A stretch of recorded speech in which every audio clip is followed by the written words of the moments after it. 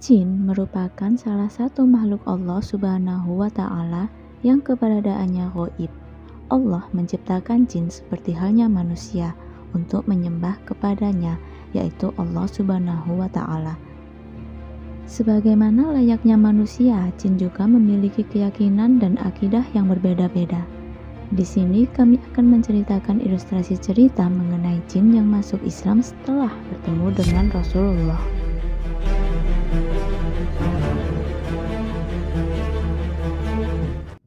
Dalam sebuah kisah, pada suatu hari serombongan jin tengah melakukan perjalanan menuju Tihama, sebuah kawasan di garis pantai Laut Merah Arab Saudi.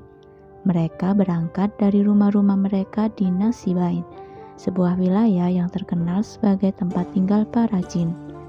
Lokasinya di sekitar perbatasan antara Irak dan Suriah.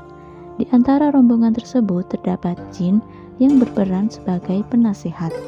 Jika di dunia manusia, maka ia berperan layaknya ulama atau dai.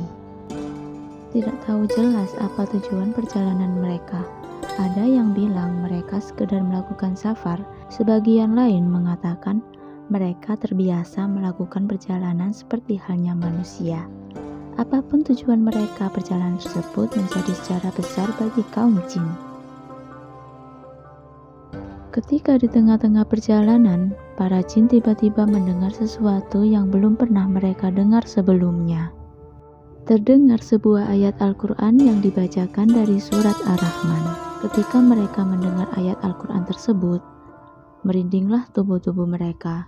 Kemudian mereka mencari asal suara tersebut.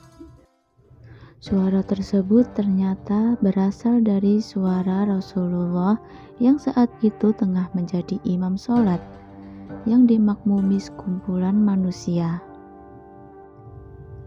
Pada saat itu, Rasulullah dan para sahabat tengah menunaikan sholat subuh. Para jin tersebut pun kemudian ikut bergabung dan duduk di belakang manusia. Mereka ingin mendengarkan ayat-ayat yang dilantunkan sang Nabiullah. Diamlah, perhatikan bacaannya.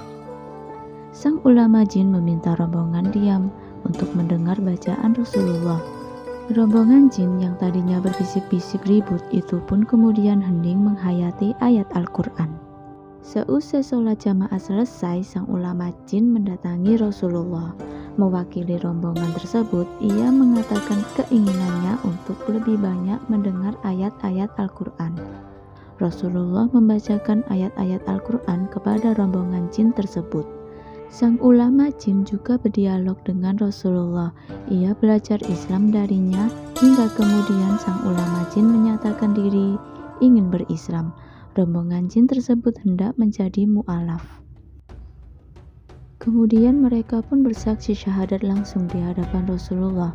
Mereka pun resmi menjadi muslimin dan berbaiat kepada Rasulullah. Kisah masuk Islamnya para jin ini terjadi di sebuah masjid di Mekah.